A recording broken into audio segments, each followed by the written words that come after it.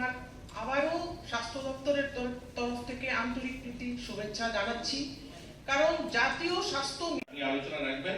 সবাইকে আবারও ধন্যবাদ, সবাইকে আবারও শুভেচ্ছা।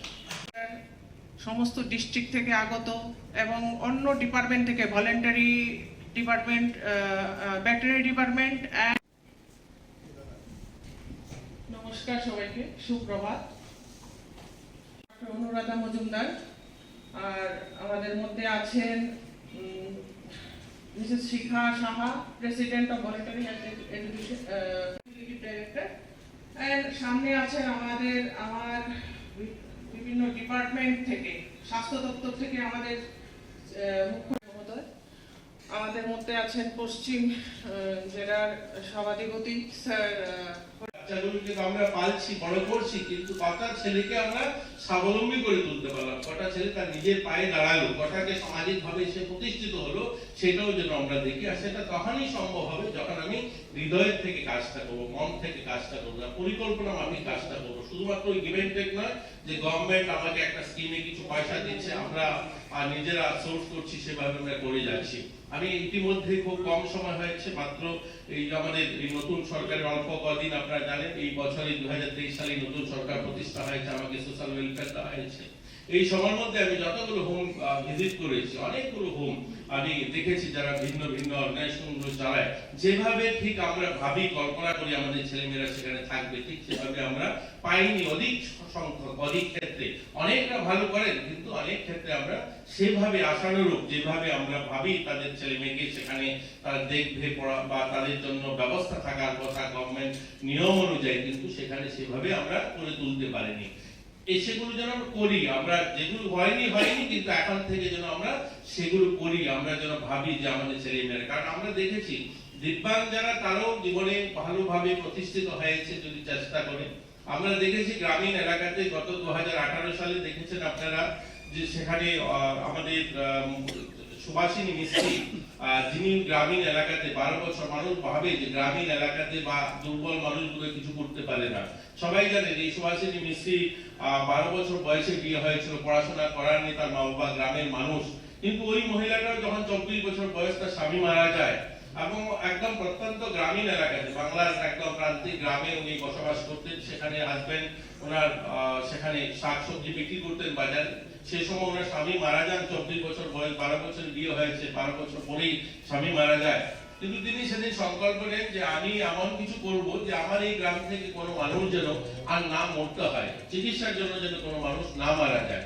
এবং সেই সংকল্প অনুযায়ী তিনি সবজি বিক্রি করতে যখন যেতেন, বাড়ির থেকে বেরোতেন, দু হাতে দুটো ব্যাগ নিয়ে যেতেন, এবং সেই ব্যাগে তখনকার সময় রেলের ইঞ্জিনে যে কয়লা দিয়ে রেল চলতো, সেই কয়লাগুলো কুড়ি রাস্তায় যেগুলো পড়তো সেগুলো নিয়ে যেতেন। এবং সেই টাকার থেকে তিনি টাকা জমিয়ে 90-এর দশকে বাংলায় কিছু জমি কেনেন এবং সেখানে একটা হসপিটাল স্থাপন করেন, ওনার ছেলেকে ডাক্তার তৈরি করেন। এই যে সংকল্প, এই যে দৃঢ়তা, একটা মানুষ যদি কিছু করতে চায়, ওনাকে 2018 সালে পদ্মশ্রী অ্যাওয়ার্ড দেওয়া হয়। শুধু এটা নয়, এরকম অসংখ্য উদাহরণ রয়েছে আমাদের ভারতে। অর্ণিমাসিনা লখনৌ মেয়ে ভলিবল খেলতো, একদম ইয়ং বাচ্চা মেয়ে, 20-22 বছরের মেয়ে, দিল্লিতে অ্যাডভার্টাইজমেন্ট বেরিয়েছে, দিল্লি পুলিশের লোক নেওয়া হবে, সেখান থেকে সে বেরিয়েছে দিল্লিকে, লখনৌ থেকে বেরিয়েছে দিল্লিকে ইন্টারভিউ দেবে। রাত্রে তার ট্রেনের মধ্যে কিছু লোক তার ব্যাগটা ছিনিয়ে নিয়ে যাওয়ার চেষ্টা করছিল। সেই ব্যাগটা যখন দিতে চাইছে না, তখন সেই ধাক্কাধাক্কিতে তাকে তার দরজার বাইরে ফেলে দেয়। বাইরে ফেলে দিতে একটা ট্রেন অপর দিক থেকে আসে, এসে তার পাটা কাটা যায়, একটা পা কাটা যায় এবং 1 বছর চিকিৎসাধীন থাকে। 2011 সাল থেকে 2012 সাল 1 বছর চিকিৎসা করিয়ে একটা প্লাস্টিকের পা লাগিয়ে সে ভাবছে যে আমি একটা স্পোর্টস গার্ল এবং কিছু করবো জীবনে ভেবেছিলাম, যেহেতু এখন পাটা কাটা গেছে কি করতে পারে, কিন্তু এমন কিছু করতে যাই পৃথিবীতে যেন এই কাজটা কেউ না করতে পারে। এবং সেই সংকল্প এবং করার দৃঢ়তা বেরিয়ে পড়ল। 2 বছরের মাথায় পৃথিবীর 6টা মহাদেশের সবচেয়ে উচ্চতর যে পর্বত সবগুলো সে আরোহণ করলো এবং বিশ্ব জয় করলো, এবং আবার সেই ওনাকে পদ্মশ্রীতে ভূষিত করা হলো।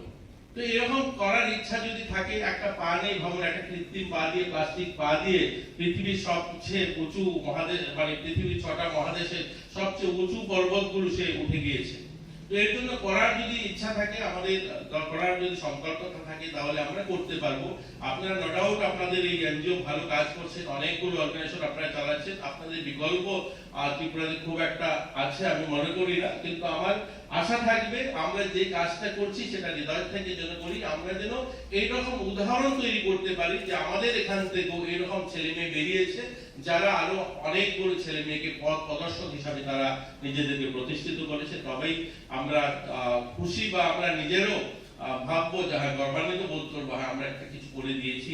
তো আপনারা সবাই ভালো থাকবেন। সবাই মানুষ কিভাবে বুঝবে যে ডাক্তার দেখিয়ে ওষুধ নেওয়া উচিত, বা আমাকে কোন রোগটা হলে আয়ুর্বেদিক বা হোমিওপ্যাথিকে যাওয়া উচিত, কোনটা হলে আমার যারা এডুকেটেড ডাক্তাররা রয়েছেন তাদের কাছে যাওয়া, সেগুলো যতক্ষণ পর্যন্ত আমরা একটা নিচের স্তর পর্যন্ত অ্যাওয়ারনেস না করতে পারবো ততক্ষণ পর্যন্ত সম্ভব না। এগুলো আপনারা করছেন সরকারি ব্যবস্থা, সেগুলো আপনারা করে থাকেন। আমি এক দুটা কথা বলি আমি শেষ করব। যারা এই অর্গানাইজার, যারা আজকের এই ব্যবস্থাপনা করছেন, আজকে আমাদের যেটা এই ভলেন্টারি হেলথ অ্যাসিস্ট্যান্ট, আমার শুরুতেই যিনি স্বাগত বক্তব্য রেখেছিলেন, যিনি কর্ণধার এই অর্গানাইজেশনের, যিনি ফাউন্ডার মেম্বার, তিনি বলছেন যে আমরা অনেকগুলো অন্য অর্গানাইজেশন যেমন শিশু এবং মা শিশু এদেরকে নিয়ে আমরা কাজ করি। তো এই শিশু কল্যাণে যে কাজগুলো করা হয় সেগুলো যেন হৃদয় থেকে আপনারা করেন, আমি তাকে নিয়ে কোনো প্রশ্নবিদ্ধ চিহ্ন দাঁড় করছি না, কিন্তু মনের থেকে যেন করি।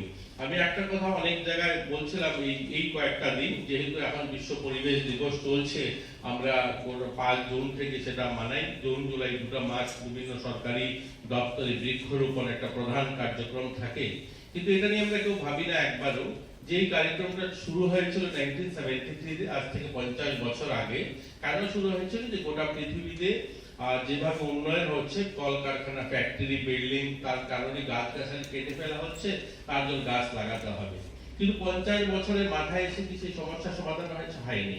আমি যদি এখানে যারা মঞ্চে রয়েছেন বা আপনার সামনে যারা রয়েছেন, প্রত্যেকে স্কুল বা আপনার কলেজে, যে স্কুলে কলেজে পড়াশোনা করেছেন, দেখেছেন সেখানে প্রত্যেক বছরে ক্যালেন্ডারে একটা কার্যক্রম রয়েছে, বিশ্ব পরিবেশ দিবস 5 জুন মানাতে হবে।